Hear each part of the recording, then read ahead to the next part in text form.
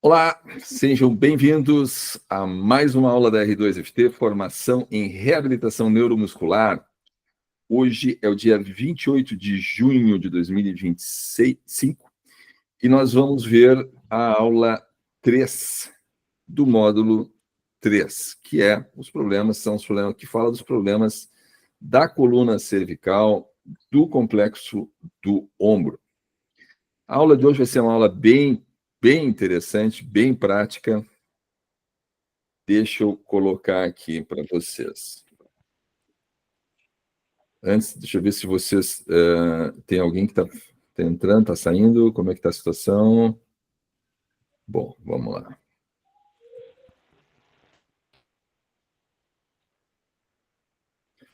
Só me confirmem se vocês estão vendo o slide e a minha figura do lado.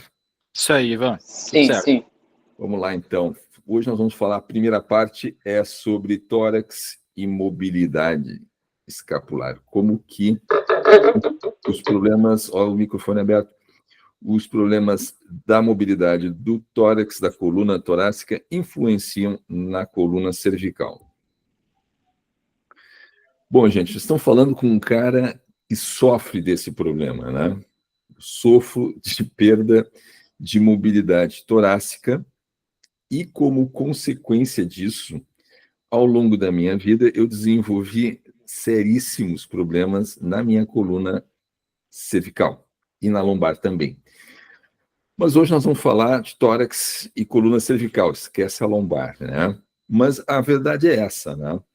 Então, os nossos hábitos de vida, como, por exemplo, o fato de trabalhar sentado, ou mesmo o esporte, ou os esportes que a gente desenvolve ao longo da nossa vida, se feitos de uma forma muito regular, de uma forma muito constante e de uma forma muito agressiva, eles podem impactar negativamente a mobilidade da coluna torácica e, consequentemente, ter consequências gravíssimas para a coluna cervical também.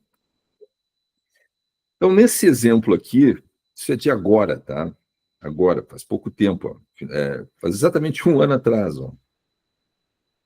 Exatamente um ano atrás. Eu comprei esses ferros que vocês estão vendo aí, o nome deles, se vocês não sabem, é Mace Bell, tá? O Mace, ele é uma ferramenta ancestral de treinamento de força e vem da Índia, isso aí. Na Índia chama-se Gada. E lá tem de madeira e tal. E aqui eu comprei um conjunto de 3, 5, 8 e 10 quilos. Tá? Esse aí é o de 5 quilos. E na foto da esquerda, no dia 30, ali, às 18h15, vocês podem ver o problema que eu enfrento. Vocês estão vendo aqui dois problemas diferentes, né? Vocês estão vendo aqui um problema da minha coluna torácica, né? Um problema no core, porque eu estou em tesoura aqui, né? Tentando compensar a perda de mobilidade torácica e mobilidade no complexo do ombro. Eu tenho as duas coisas. E depois tem um microfone que está aberto aí, pessoal. Tem um microfone aberto aí. Eu peço a gentileza que mudem. Depois eu abro para vocês. Depois de muito trabalho, muita mobilidade, trabalho de mobilidade, ativação, liberação, escambau, depois de um tempão aqui, ó, às 18h45, a 30 minutos de trabalho, ó, mudou a condição do complexo do ombro, melhorou, né? Porém, isso aqui não muda mais. Tá? Essa condição aqui não muda mais, a gente já vai ver por quê. E aí é que a gente começa a cair na realidade dos problemas que a gente enfrenta aqui, porque eu não sou diferente de nenhum outro cara mais velho que vocês vão pegar. Vocês não vão pegar um cara de 50, 60 anos com uma coluna bonita. Não, isso não existe. Tá? E é essa situação que a gente vai ter que enfrentar. Então, mesmo tendo feito tudo que eu sei, eu joguei em mim ali, claro, eu estava sozinho aqui nesse momento, né? Mas eu fiz tudo que era possível fazer sozinho aqui. Eu melhorei no ombro, melhorei, né? Só que no outro dia, volta tudo a estaca zero. por que que isso acontece? E como é que a gente consegue lidar com isso aqui dentro do método R2FT? Então, nesse outro momento,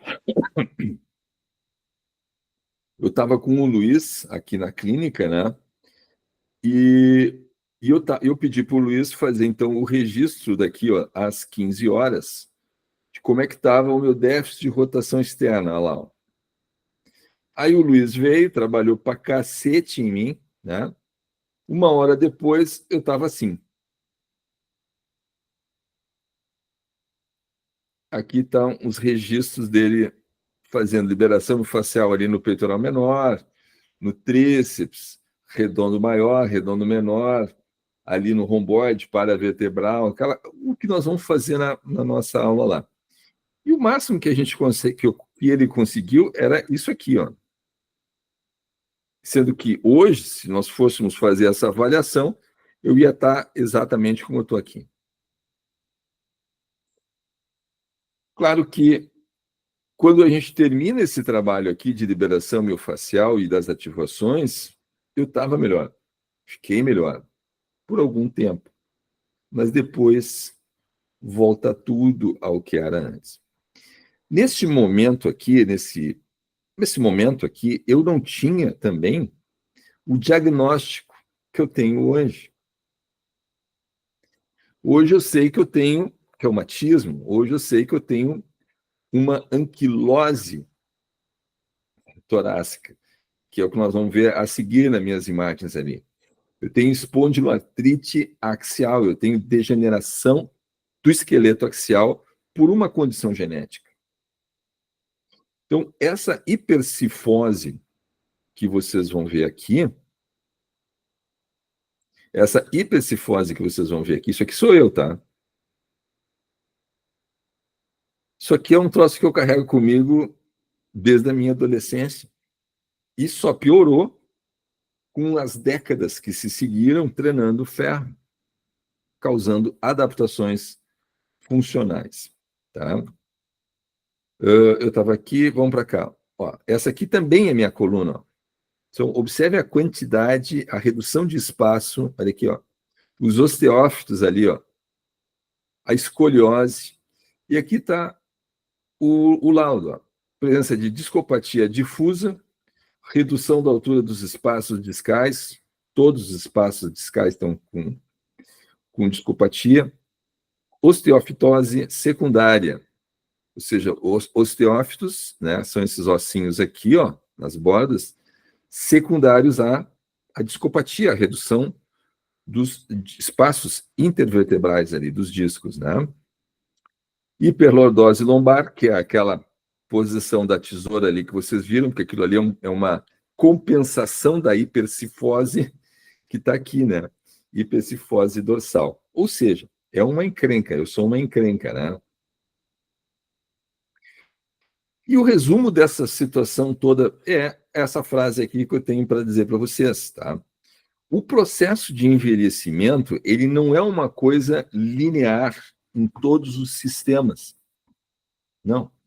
Então, por exemplo, a minha coluna hoje, com esse nível de anquilose que ela apresenta, e anquilose é a palavra que na aula anterior me escapou, eu peço desculpas a vocês, mas o termo é anquilose.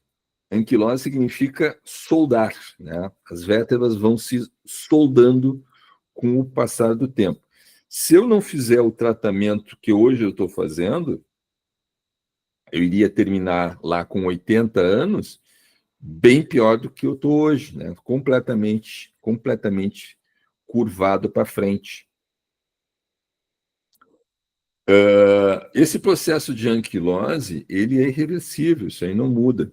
Então, eu tenho hoje uma coluna que funcionalmente representa um homem de 80, 85 anos, apesar de ter 63 anos, biologicamente falando.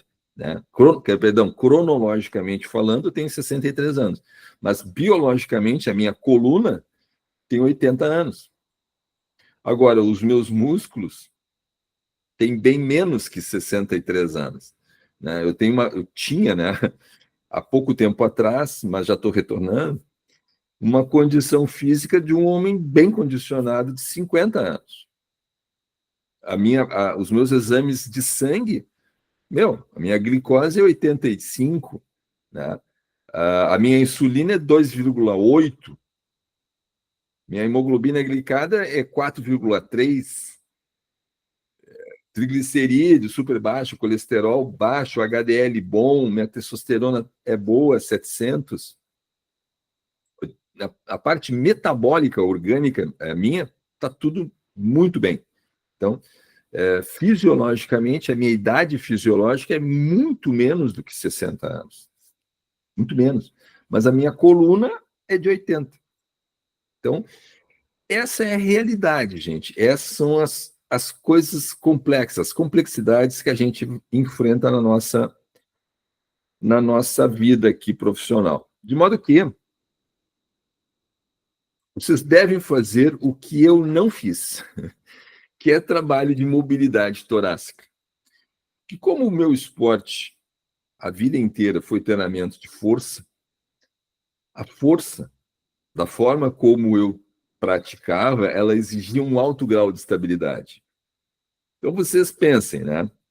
Eu já tinha, e não sabia, o reumatismo, desde jovem. Desde jovem. O reumatismo não é agora. O reumatismo eu descobri agora. Porque a coisa agora, no final de abril, explodiu, né? Não sei se o Joselito está aí, mas ele me viu na minha pior momento. O Joselito me testemunhou no pior momento. E o treinamento de força, ele exige estabilidade. Então, tu soma o que eu fiz, né, em termos mecânicos de dano na coluna com o reumatismo que eu sempre tive e explica essa condição, essa coluna de 80 anos que eu tenho hoje aos 63. Se vocês não fizerem as burrices que eu fiz, né, ou seja, os exageros que eu fiz, e fizerem os trabalhos de mobilidade que todos nós conhecemos, né, porque todas essas imagens aí vocês já estão carecas de saber, porque tudo isso aí hoje em dia se fala muito em mobilidade, né? Como se a mobilidade resolvesse os problemas. E não é essa a verdade, não. Peraí. Não é essa a verdade. Uma coisa é líquida e certa. Se você tem perda de mobilidade, você vai ter dor. Isso é líquido e certo. Porém, você não resolve o seu problema de dor com treinamento de mobilidade. Uma vez que você esteja com o problema de dor, você precisa fazer um trabalho todo de reabilitação neuromuscular, avaliação, para saber de onde vem essa dor. É desequilíbrio muscular? É um problema postural? Qual é a tua idade?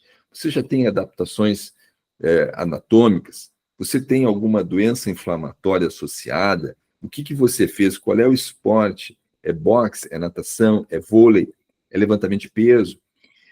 Todas essas variáveis precisam ser levantadas no processo de avaliação, na anamnese, para determinar o tipo de conduta que nós vamos poder ter, se é que vamos poder ter alguma conduta realmente efetiva para resolver o problema de dor da pessoa. Com licença.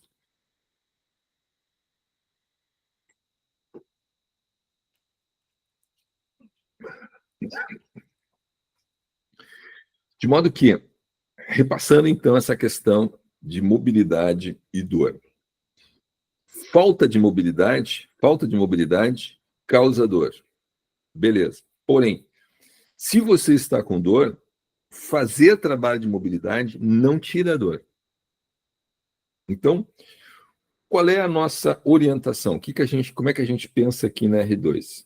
Primeiro, profilaticamente, preventivamente, fazer trabalho de mobilidade, fazer liberação miofascial, fazer as ativações, cuidar de todas as coisas que nós estamos vendo neste módulo, né? Que nós vamos ver a seguir, né? Que é o ritmo escapulohumeral, como é que a escápula se assenta no gradil costal.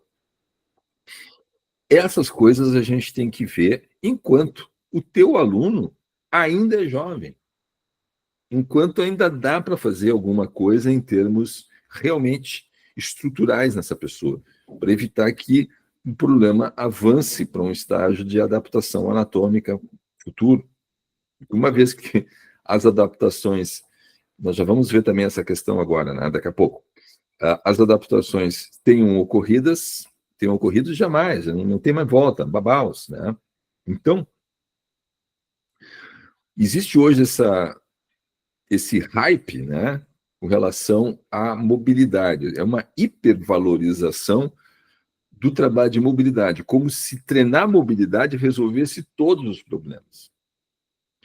Treinar mobilidade enquanto você está sem dor, treinar mobilidade enquanto você ainda é jovem, é altamente recomendável. Altamente recomendável. Não parem nunca de fazer os trabalhos de mobilidade, porque senão vocês vão acabar como eu, tá? Então não parem nunca de fazer os trabalhos de mobilidade. Agora, quando estiverem com dor, não façam trabalho de mobilidade para tentar tirar a dor, porque não vai resolver e provavelmente vai piorar o quadro da pessoa. Beleza? Ficou claro isso, gente? Então vamos ver agora uma coisa chamada ritmo escápulo-humeral. O que é o ritmo escápulo-humeral e qual é a importância disso aqui para nós, tá? Resumindo, a função é o seguinte: quando a gente faz a abdução do braço, a escápula precisa se mover conforme. Dois problemas podem acontecer. Você levanta o braço e a escápula não se mexe, fica colada na escápula, no gradil costal. A escápula fica colada. Você mexe o braço e a escápula não se mexe. E o outro problema, você mexe o braço e a escápula mexe mais do que devia, né? De uma forma não harmônica, não respondendo a esse ritmo aqui. Aqui normalmente é para cada 2 graus de abdução, a escápula também tem que rotacionar superiormente 1 grau, né? Então, esse é o ritmo escapulo-humeral, ou seja, a sincronização, que você tem que saber isso, né? Tem que haver uma certa sincronização entre o movimento do braço, do húmero, da escápula. Existem algumas coisas que influenciam negativamente, impactam negativamente no ritmo escapulo-humeral. Uma delas, o problema que eu tenho, hipercifose torácica, tá? A escápula presa ao gradil costal. Esse teste ali que eu estou aplicando é o teste que o Dr. Vladimir Janda fazia, tá?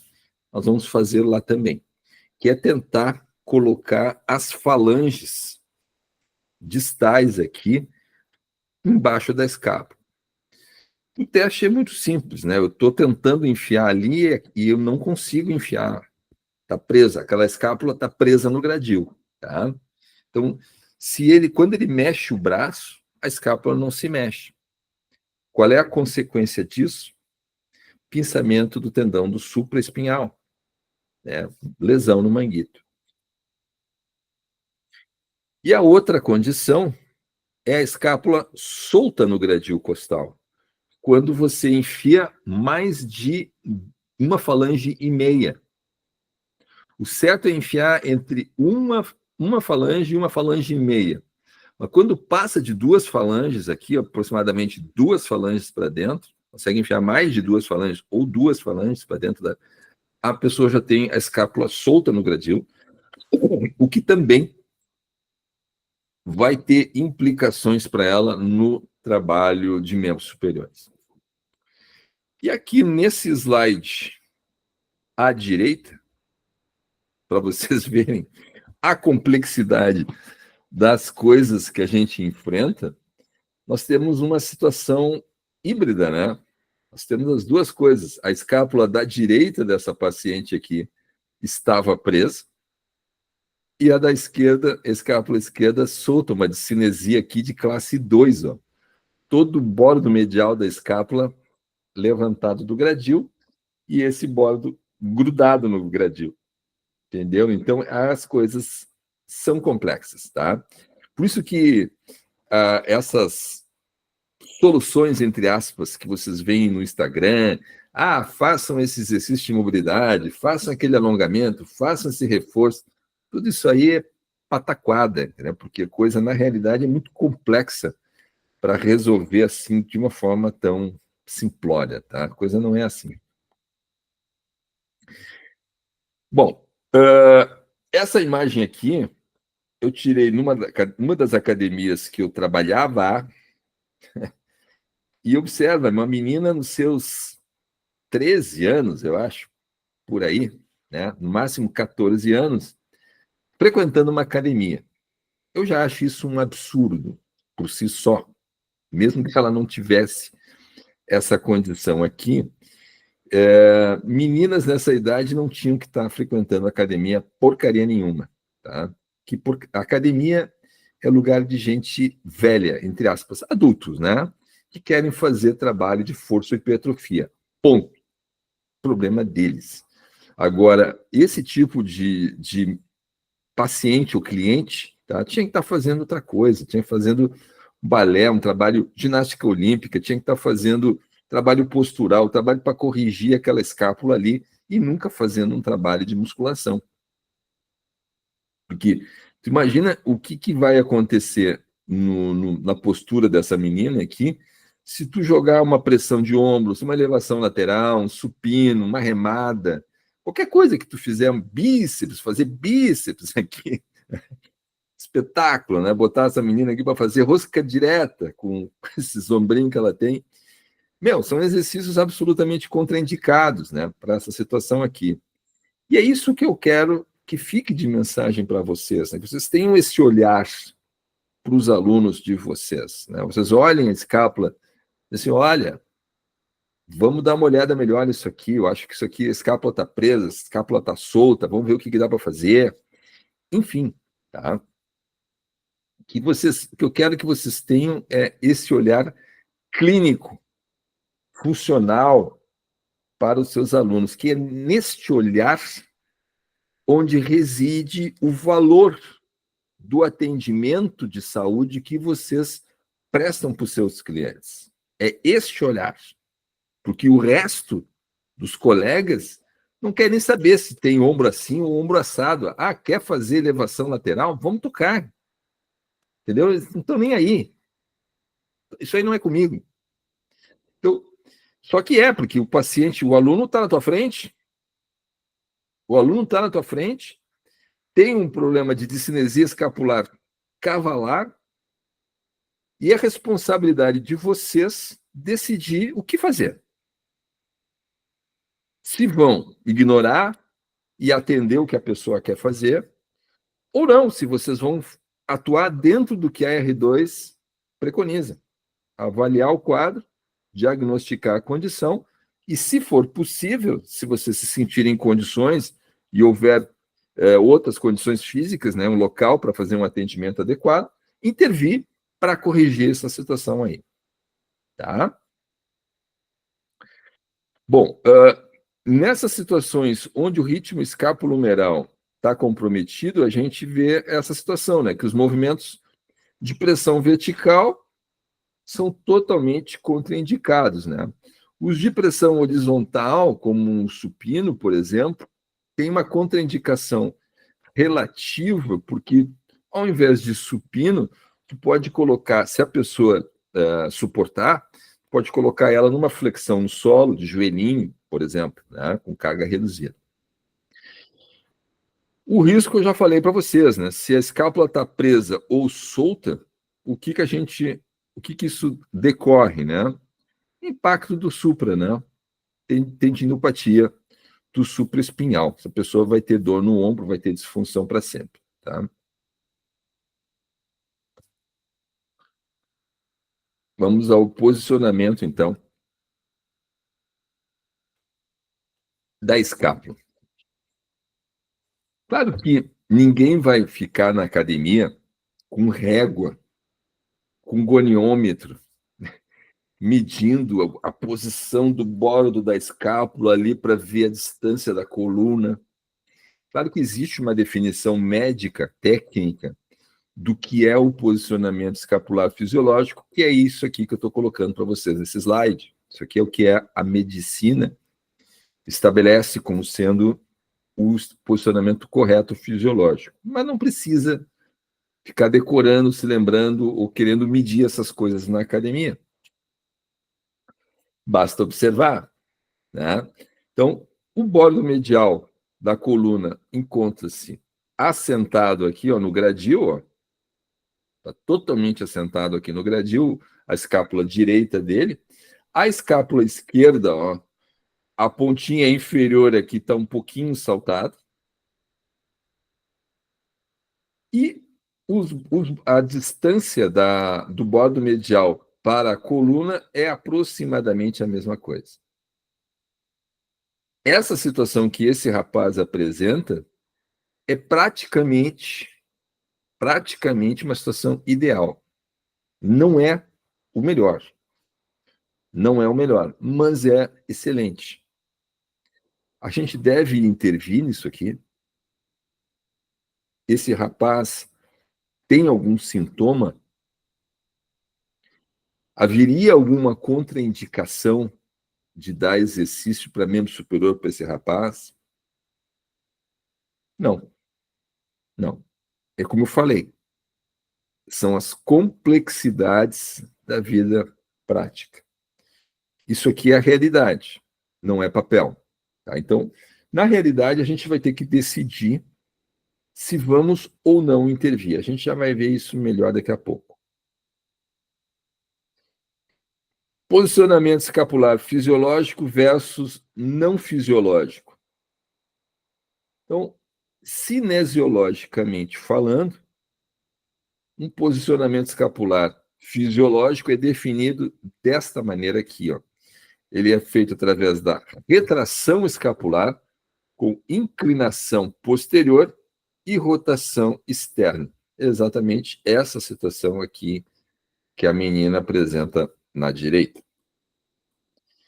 Em contrapartida, um posicionamento escapular não fisiológico é feito com protração dos ombros, inclinação anterior e rotação interna, que é exatamente o que essa outra menina aqui apresenta. Isso aqui é lá na Leroy Merlin.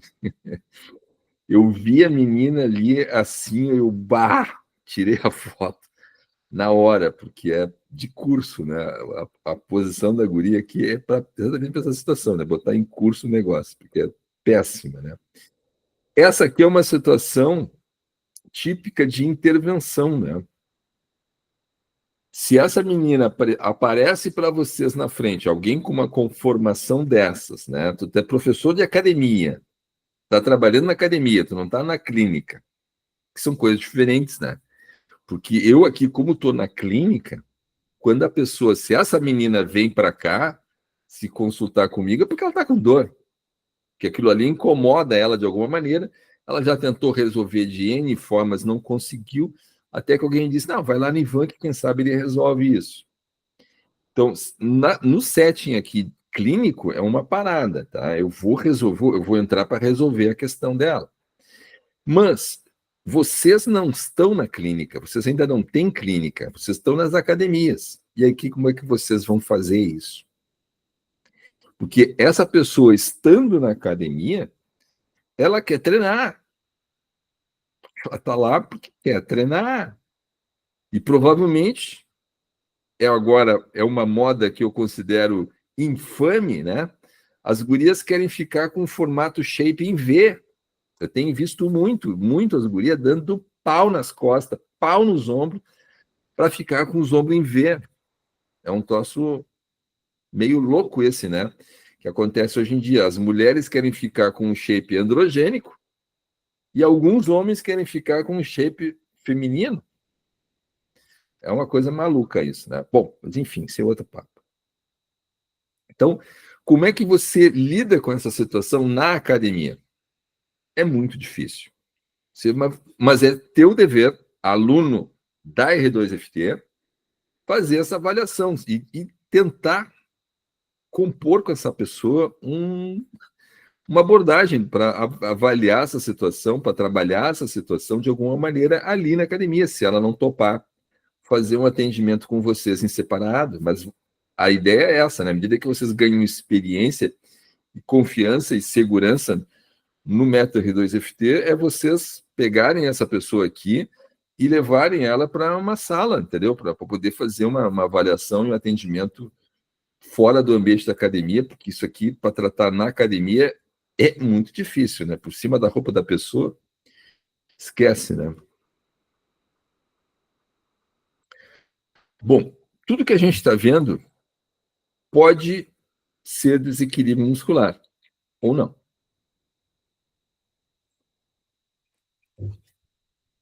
Podem ser outras coisas que causam os problemas posturais. Mas a grande coisa é a seguinte: se a pessoa não apresenta uma doença inflamatória, um reumatismo, se ela não tem doença inflamatória, ela pode ter um problema postural exclusivamente em função de uma disfunção. E a disfunção vem de desequilíbrio muscular. Só que existe uma diferença entre um desequilíbrio muscular patológico de um desequilíbrio adaptativo. Desequilíbrio adaptativo é aquele que a gente encontra nos esportistas, como a gente vai ver agora, daqui a pouco, nos exemplos que eu vou dar. O treinamento de força, a natação, o beisebol, o vôlei, as lutas, são esportes que, quando a pessoa pratica durante muito tempo, ou a pessoa exerce essa atividade num nível muito alto, a própria atividade causa ou ocasiona adaptações anatômicas nessa pessoa que são necessárias para o desempenho em alta performance, apesar de serem desequilíbrio muscular, apesar de ser um problema postural, se tu olhar de fora. E é diferente de um desequilíbrio muscular patológico, que é aquela situação de uma pessoa comum, uma pessoa que não é um atleta, né? E apresenta um desequilíbrio muscular que causa dor, causa uma postura disfuncional e dor, tá? E a jogada toda é o estresse e o tempo, né, gente? Estresse e o tempo. Estresse, a gente está colocando aqui nessa categoria de estresse tudo que causa tensão nos tecidos. Pode ser a própria postura, estresse, porque, por exemplo, quando você fica numa postura sentada, você tem músculos que estão ficando encurtados, que na literatura em inglês existe uma outra forma de chamar, nós aqui chamamos de facilitados ou encurtados, né? Mas em inglês, em alguns livros, vocês vão encontrar a expressão locked short, travado, encurtado, tá? E em oposição a esses músculos que estão travados, encurtados, quem é que tem? Os locked long, né? Os travados alongados. Mas de um jeito ou de outro, seja encurtado ou seja alongado, o músculo está sob estresse. E esse estresse continuado ao longo de muito tempo causa adaptações. Então, como exemplos de desequilíbrio muscular adaptativo, eu trago, por exemplo, os jogadores de beisebol, né? Os jogadores de beisebol têm uma diferença brutal entre rotação externa do úmero para rotação interna. Provavelmente eles têm déficit de rotação interna e tem uma rotação externa absurda. Por quê? Porque o efeito do lançamento da bola é feito através de uma cadeia cinética os subsistemas, principalmente o subsistema oblíquo anterior e posterior e as linhas espirais, que vem lá de baixo o movimento, passa pelo quadril, ombro, cotovelo e chicoteia na ponta da mão. Então, o corpo se torna um chicote, né? Onde a ponta do chicote é a mão. Ou seja, a mão vai lá para trás e chicoteia para frente a bola. Então, para isso, ele precisa uma enorme rotação externa. E isso causa um desequilíbrio entre rotação externa e rotação interna nos jogadores de beisebol, que é uma situação muito semelhante ao que acontece nos jogadores de vôlei, por exemplo, também, que precisam também levar a mão muito para trás para justamente poder impulsionar, bater na bola com maior velocidade. E aqui eu trago para vocês o Michael Phelps, né, numa postura hipercifótica.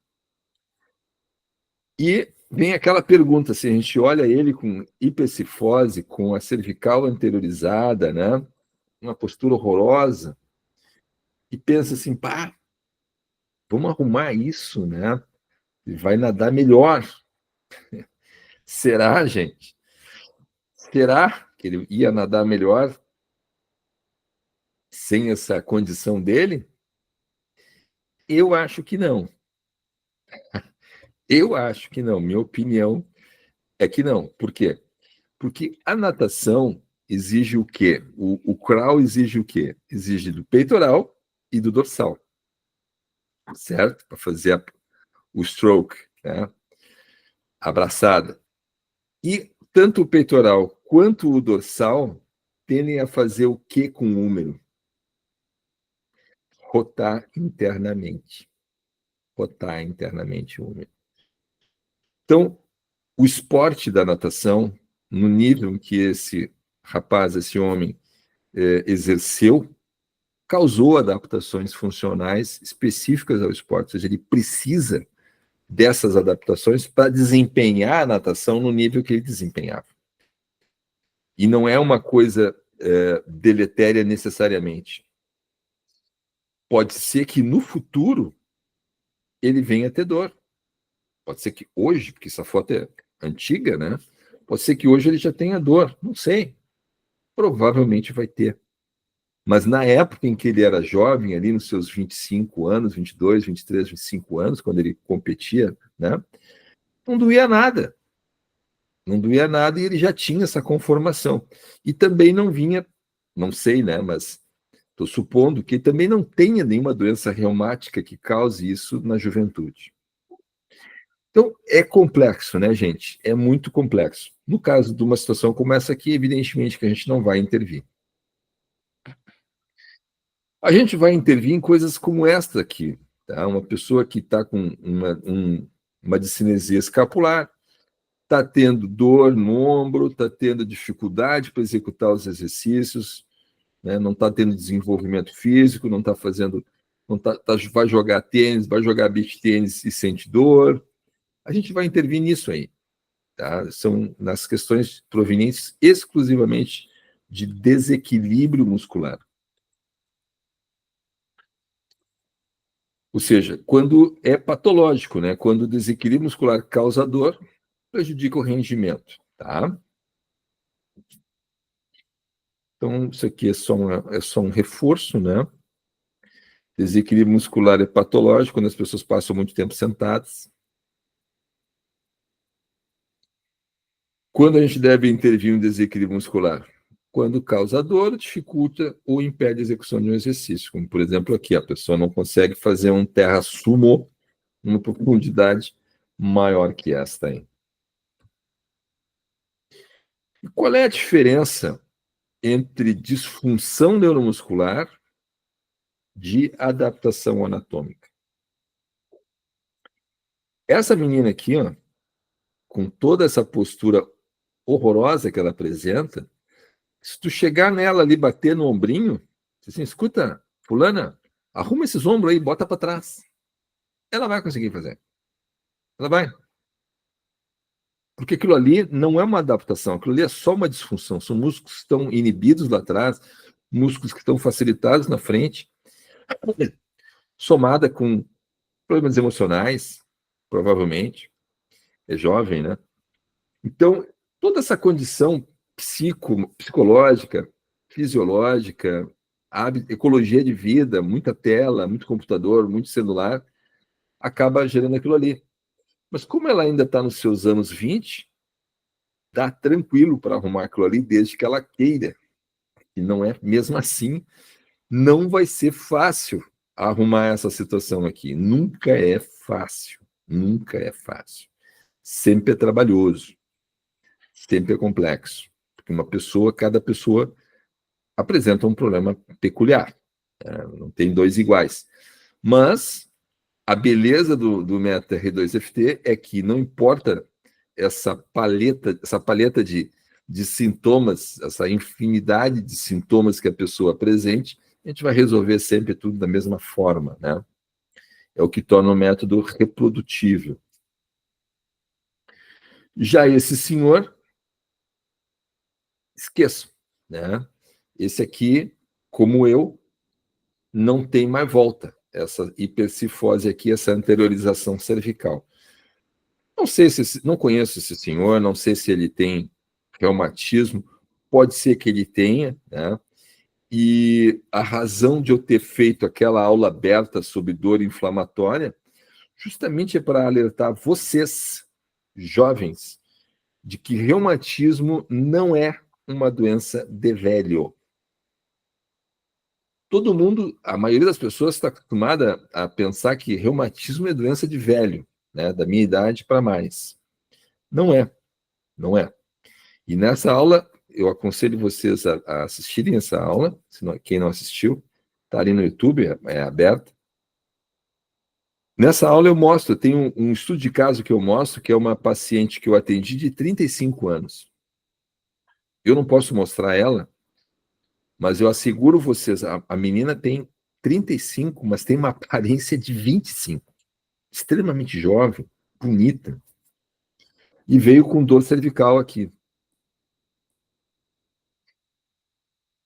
Só que tinha um sintoma a mais, além da dor cervical. Ela tinha perda de força no braço. E aí, gente, quando tem perda de força no braço, sinal vermelho. Tem gato na tuba. Tem protusão discal, tem hérnia discal. E os exames de imagem mostram isso. E mostram um monte de outras degenerações na coluna associadas. Parece a minha coluna. Incrível. A minha de 35 anos com uma quantidade de problema na coluna, assim, ó. E o que essa guria fez? Nada. Nada. Ela não fez, ela não levanta ferro, faz nada. Então, o que aconteceu? Eu fiz o atendimento para ela aqui, da reabilitação neuromuscular, mas não adiantou quase nada. Não adiantou quase nada. Eu encaminhei ela para um ortopedista, o doutor Erasmo Zardo, porque provavelmente ela vai ter que fazer um procedimento cirúrgico naquela coluna ali. Ela está com uma protusão violenta, está causando pinçamento da raiz motora. Eu mandei ela para o ortopedista primeiro, então ela vai resolver primeiro essa questão ortopédica. E depois disso, eu nem falei para ela, né, que seria muita desgraça para uma pessoa tão jovem, né? Mas depois disso, depois da parte ortopédica resolvida, eu vou falar para ela assim, olha, agora tu tem que fazer uma avaliação reumatológica, porque com quase toda certeza essa menina já tem reumatismo. Porque como é que tu explica a quantidade de dano naquela coluna ali? Tem como, entendeu? Ela não tem uma causa física, aquilo ali é um problema inflamatório, reumatológico que ela tem já aos 35 anos. Mas por que a gente associa o reumatismo a pessoas idosas, pessoas como esse senhor aqui, ó? Porque isso aqui, supondo que, né, que esse senhor tenha reumatismo, não é uma hipótese absurda, né? Possivelmente tem. Supondo que ele tenha reumatismo, Isso aqui que a gente observa nas pessoas idosas é o estágio terminal da doença. É a anquilose no seu estágio terminal. Por quê? Porque são pessoas que passaram a vida inteira com reumatismo não diagnosticado, com reumatismo não tratado. E aí você termina desse estado, ou pior que isso, tá? Com a coluna toda ela anquilosada, toda ela soldada em flexão para frente, tá? Então, essa é a diferença entre disfunção e adaptação.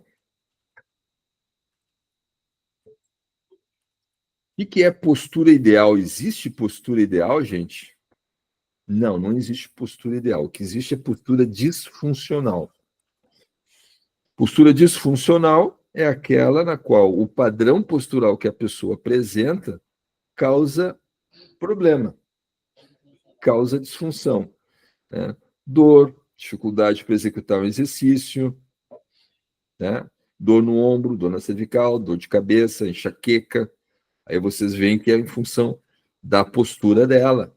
Então, essa pessoa tem uma postura disfuncional. Mas aquela história de postura ideal, né, que seria aquela coisa retinha, com a linha de prumo passando aqui, isso não existe mais, tá? Isso é coisa do passado. Como e quando a gente deve intervir? Quando a gente deve intervir, eu já expliquei para vocês, né?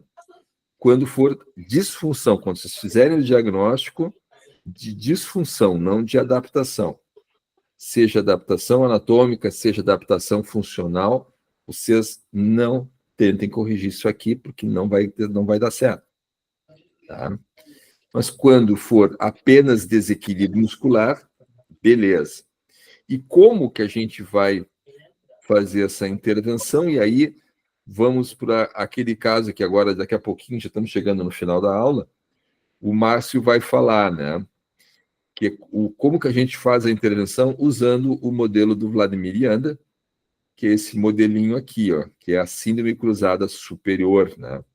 Então, tipicamente, a posição de anteriorização cervical é causada por peitoral maior, peitoral menor facilitado, córaco braquial facilitado, né?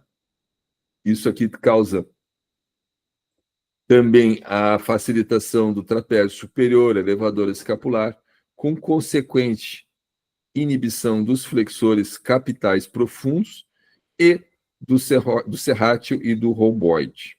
É o que causa a síndrome cruzada superior. Então, como é que a gente resolve isso aqui? Faz liberação miofascial aqui no peitoral, tendão da cabeça longa do bíceps, peitoral menor. Faz liberação miofascial aqui nos trapézios, supraespinhal, nos occipitais também, isso aqui vai estar horrível, né?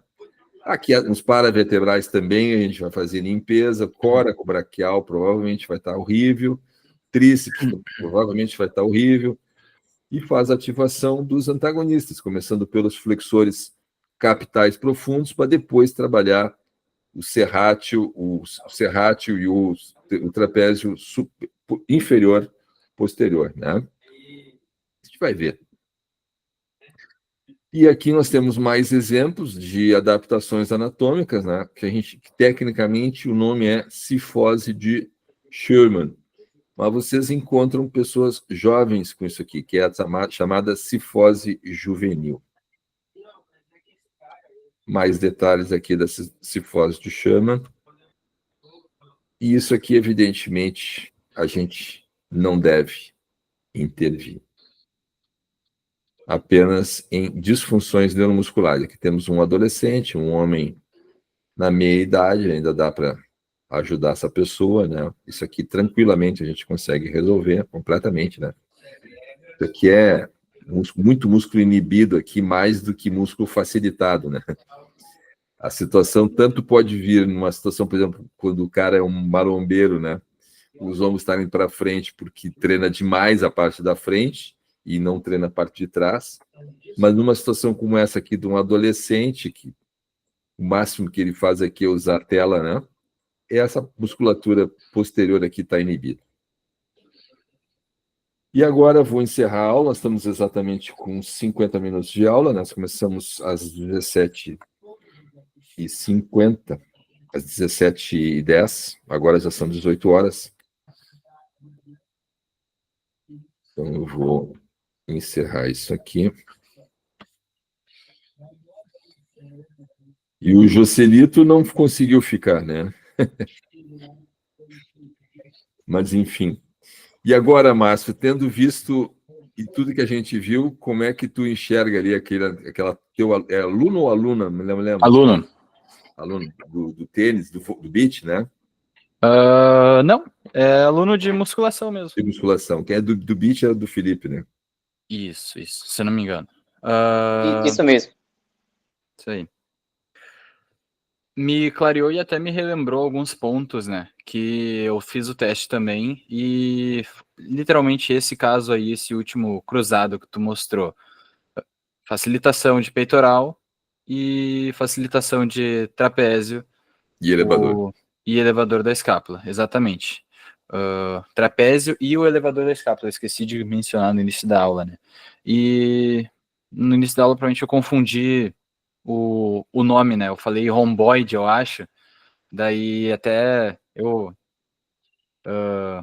um erro besta, mas com certeza, assim, inibido o rhomboide, porque, né, a escápula dele completamente alada, né, abduzida, e protuso para frente o ombro dele por causa do peitoral menor. Então, realmente, eu só... Claro, não cheguei a checar mobilidade torácica dele para ver se já é alguma adaptação, porque ele já tem ali seus perto dos 40 anos, né? Então, se ele já treina, se não me engano, há mais de 10 anos e trabalha em escritório há mais de 20, então provavelmente já possa estar em curso algum processo de adaptação, né? Porque já passou bastante tempo treinando pesado, ferro, musculação, ali sempre supino, e várias horas por dia em protusão, com retificação lombar, flexão de quadril. O problema deve vir lá da ponta do pé e eu não cheguei ainda ali. Esse caso teu aí é um caso exemplar, assim, das dificuldades, das complexidades que a gente enfrenta na prática, né? Então, como é que tu lida com isso, né? Qual é a certeza que tu tem? Nenhuma. Tu não sabe se é adaptação, não sabe se é só disfunção, não sabe se, provavelmente, pela idade dele, tá, é uma combinação entre disfunção, que com absoluta certeza ele tem, né? Tu Sim. viste mesmo, tem um monte de desequilíbrio muscular, e já pode estar iniciando um processo de congelamento dessa postura em adaptações. Então, talvez ele tenha tido muita sorte em te conhecer nesse momento, porque a partir de agora tu já vai ter uma condição melhor de ajudar essa pessoa, né? Porque além das liberações que tu vai fazer, além das ativações que tu vai fazer, tu vai aplicar outros antídotos nessa pessoa, né? Como, por exemplo, dizer para se pendurar todo dia, tem que se pendurar, tem que fazer trabalho de mobilidade, entendeu? Tu vai fazer trabalho de mobilidade com ele, e tu vai explicar, olha, porque a pessoa que está ali tem que ver a situação com os olhos dele, né? Então, um cara de 40 anos faz há 10, 15 anos, 20 anos ele treina ferro, e para ele tá tudo ok por enquanto, tá? A não ser uma dorzinha aqui, uma dorzinha ali. Para ele, por enquanto, ele está tocando e na cabeça dele vai ser para sempre assim. Só que não. Daqui a 10, 15, 20 anos, essa situação vai ser outra.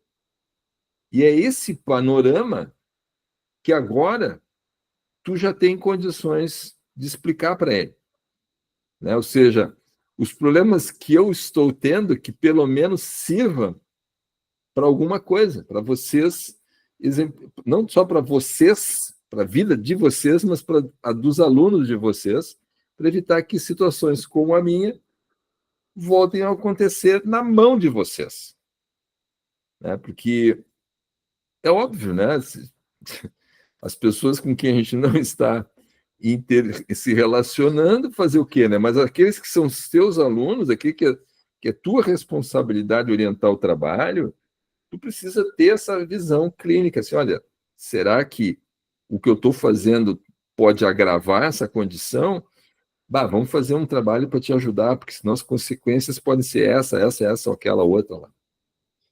Então, a ideia é essa. Resumo é essa, tá? Não é uma coisa simples, é complexo para burro mexer nisso. A pessoa precisa querer o tratamento. É um tratamento de saúde. É um tratamento de saúde.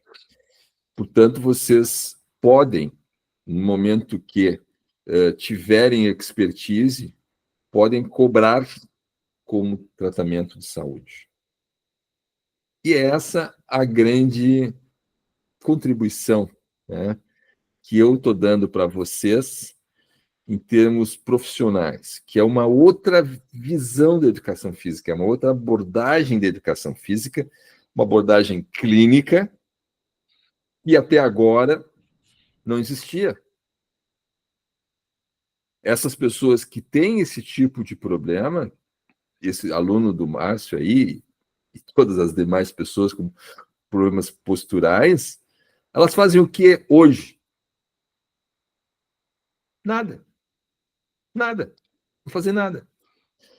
Quando muito, vão fazer, vem na internet, as pessoas podem ter um insight, né, de que estão com um problema de postura e que esse problema de postura está causando um prejuízo para ela. E se a pessoa é um pouco mais inteligente, ela vai imaginar assim, pô, eu estou com a parte da frente aqui, ó, tá contraturado aqui, tá tenso aqui, então eu vou alongar. Aí ela olha na internet, ali no Instagram, tem um cara fazendo trabalho de mobilidade dizendo que isso vai resolver o problema dela. E ela vai fazer. Até poderá ajudar alguma coisa, mas não vai resolver nada. Como eu disse para vocês, se a pessoa está com dor, não é fazendo trabalho de mobilidade que vai resolver o problema de dor dela. Tem que fazer a reabilitação neuromuscular dela. Mas se a pessoa não estiver com dor, se a pessoa for jovem e fizer trabalho de mobilidade, tu vai mantê-la sem dor. Entenderam a diferença? Perceberam a diferença? E é essa a contribuição, então, né? É dar essa capacidade clínica para vocês intervirem em situações que ninguém mais está intervindo, ninguém mais consegue intervir, e ao fazer isso, fazer um tratamento de saúde, uma intervenção clínica, vocês podem cobrar de acordo, como qualquer outro profissional da área da saúde cobra. Claro, existem as limitações, né? Somente as limitações geográficas. Por exemplo, o Joselito me conta que aí, na região aí entre Viamão, Verdes Campos ali, ele não consegue cobrar o que eu cobro aqui em Porto Alegre, aqui na Carlos Gomes. Por que eu botei o meu consultório aqui na Carlos Gomes? Porque a Carlos Gomes é um local privilegiado, é um local chique, é um local onde está cheio de médicos, cheio de advogados, cheio de empresas aqui na Carlos Gomes, então eu botei a R2FT aqui para poder nivelar a coisa com os outros, né? As pessoas chegam aqui, elas não estão esperando pagar ali 100, 100 e poucos pila a consulta, entendeu? Não existe isso, né? Mas é óbvio que eu não posso cobrar, por exemplo, R$1.000 numa consulta. Não posso, não. O mercado não vai pagar isso. Mas a gente vai avançando com o passar do tempo. À medida que a gente vai se sentindo mais capacitado, a gente vai cobrando um pouco mais. Mas tem esses limites geográficos, limites da tua capacitação, né? Em São Paulo, por exemplo, tranquilamente eu poderia cobrar na faixa de R$600, frouxo. Daria para pagar tranquilamente R$600 aqui a hora de atendimento. Que é o que vale, né? Mas eu aqui no mercado em Porto Alegre, no Rio Grande do Sul, eu não consigo cobrar esse valor. O máximo que eu estou conseguindo cobrar é R$400, R$500 a hora. Tá? Mas que já é para um profissional, e aí que a gente tem que levar em consideração a coisa, né? O que nós somos? Nós somos médicos? Não, né? Nós somos profissionais de educação física. Então, dentro da nossa categoria profissional, cobrar R$400, R$500 a hora, meu, é topo, né, velho? É topo. Não? Quem é que cobra isso, né? Sendo profissional de educação física. Então, é essa perspectiva que eu coloco para vocês. Né? Só que para cobrar isso, tem que ter bala na agulha, né? Tu tem que ter uma condição técnica de conseguir resolver qualquer coisa que apareça na tua frente, né? Então é isso. Depois na prática lá a gente vai conversar mais sobre essas questões profissionais, né? Bom, pessoal, da minha parte a aula está dada. Vocês têm mais alguma dúvida para colocar aí? Tu, Felipe? Professor, em questão à adaptação, né? Por um bom tempo, eu fiz boxe e dei aula também de boxe. E no período que eu fazia, eu não sentia a dor, não sentia dor no ombro, nem nada. Porém, a partir do momento que um professor na academia tentou ajustar realmente a minha postura, como era um pouco mais fechada, interiorizada mesmo, mais fechada, né? Daí eu comecei a sentir o incômodo a partir dessa tentativa de ajuste da postura, né, ali na época. Porque tu já tinha algum grau de adaptação anatômica funcional, né? Porque o boxe, tu trabalha muito fechado, né, com a guarda, né? Então, é isso. Exatamente isso aí. Tu viveu na prática e como é que funciona a coisa, né? E a pergunta que fica, né? Deve arrumar? Não deve arrumar? Dá para arrumar? Não dá para arrumar? Entendeu? Deve ou não deve? Pode arrumar ou não? Essas são as perguntas que não têm respostas simples ou fáceis. Não tem. Sim. Tá bom, pessoal? Era essa a aula de hoje. Espero que tenham aproveitado. Agora, o nosso próximo encontro, agora, eu acho que eu vou avançar nas disfunções aqui, na parte teórica. Eu vou dar uma estudada, tá? Nós temos ainda bastante tempo até a parte prática, mas eu acho que ainda vou avançar mais aqui na parte teórica, nas disfunções, para não deixar muita coisa lá para a parte prática, e lá a gente vê só a parte clínica mesmo, tá? Eu acho que só não sei se eu não garanto que sábado que vem eu vou dar aula, tá? Talvez eu saia. Mas aí eu comunico a vocês qualquer coisa. Tá bom? Grande abraço a vocês. Muito obrigado pela presença. Tenham um ótimo domingo, apesar da chuva que está aí fora. Aproveitem e estudem. Aproveitem e estudem. Esse tempo tá bom para estudar. Tá bom mesmo. Até mais, professor. Muito obrigado. Até mais. Um abração para vocês. Obrigado. Feito. Saindo.